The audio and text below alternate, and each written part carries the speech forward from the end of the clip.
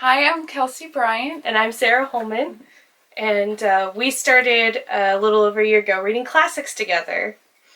And we decided we'd like to share with people. Actually, Kelsey had the idea, so. So we read a book a month last year, in addition to other reading, of course, but we read one classic a month together and talked about it, and it was a great way to introduce ourselves to some new authors or new books, and also to revisit some old favorites too. Yeah, especially I came from the background. I didn't read a lot of classics growing up. I was intimidated by a bunch of them.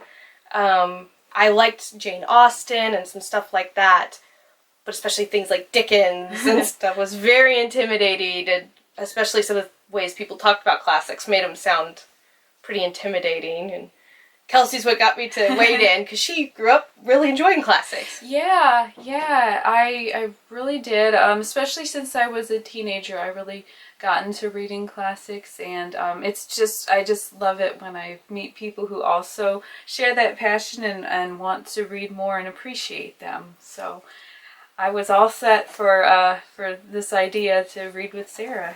So the first one we read was Sence and Sensibility, which was one of the few Jane Austens I had not liked the first time I read it, and it was your favorite. Yes, it was my absolute favorite. I love all of Jane Austen's works, but there's just really something about, I think the sisterly relationship between Eleanor and Marianne just really made it my favorite. And so for me, it felt like a good way to wade into a bunch of the classics, because I knew I already liked Jane Austen.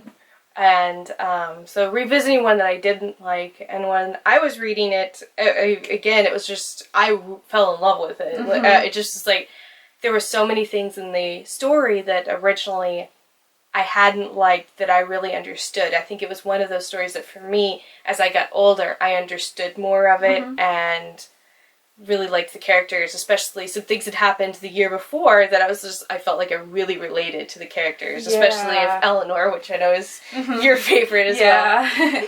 Yes, I really admire Eleanor Dashwood. She's one of my literary heroines, and so it's really neat to be able to share that passion with Sarah. And now I don't have any sisters, but I think that I could relate to it a little bit with some certain friends, and sisterly relationships with friends, and I think Jane Austen really is timeless. Yes, and I have a lot of sisters. I have 5 sisters, so I understand that relationship, and have some friends that feel like sisters, including you. Yes. And definitely they're just the dynamic of the very different personalities. Yes. Jane Austen really did understand human character and captured so many different types of people. And especially I feel like Eleanor and Mariana, just like you see the very different people interacting. The Eleanor being so reserved, but she's obviously a very passionate person, just doesn't express it, and Marianne just thinking that you have to express everything. Yes. So the contrast is really fun, and then also just to see that how well they get along despite their contrasts, and just how much they love each other as sisters is really inspiring. And how much they need each other. Yes.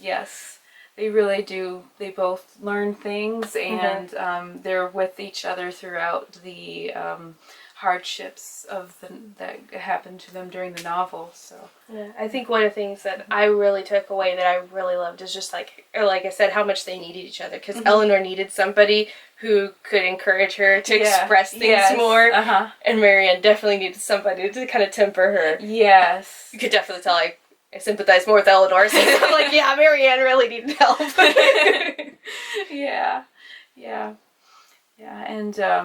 And just the way that, there are lots of other interesting characters in the story as well.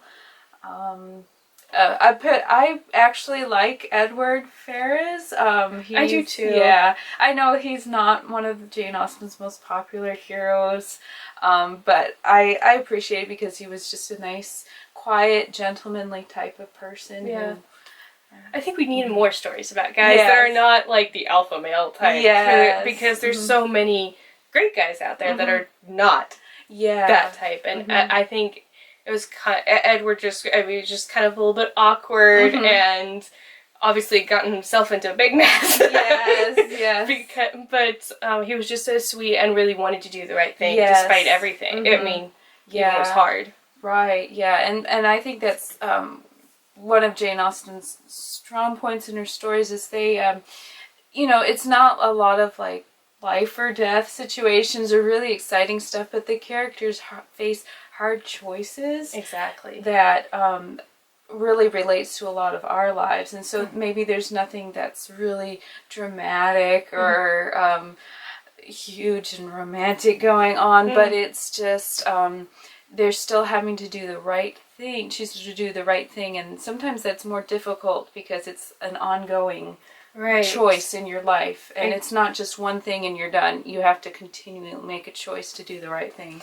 Yeah, and I think that's why her books still speak today. Yeah. It's just like all of us can identify with some of her characters. I mean, obviously Pride and Prejudice is her biggest one. Yeah, and I know that my sister's like, yeah, you're like Elizabeth Bennet, you open your mouth way too much. But, you know, you're very witty and people think it is like, So there's definitely things in everybody you relate to, and I think there's just, like, and I read Sensibility, good time, like, when I really felt like I could relate with the characters. And I think one of the things that's very powerful, especially I'm finding about the classics, is because they did deal more with character and really delved really deep into, it can be a very healing experience as well. I know for me, like, reading Sensibility helped resolve some things that I've been struggling with. So it was like, I remember we talked about that when we finished it. So sure, that's really neat. It's a lot of times in the especially the classic books that I read, it sometimes it just somehow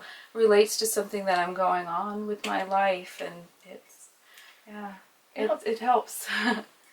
So we're planning on doing more of these videos and exploring some of the different classics we went through. We have a broad idea of classics, so we do some older books and Christian classics and stuff, as well as traditional stuff, like Sense and Sensibility. So stay tuned for more. Yes, thank you.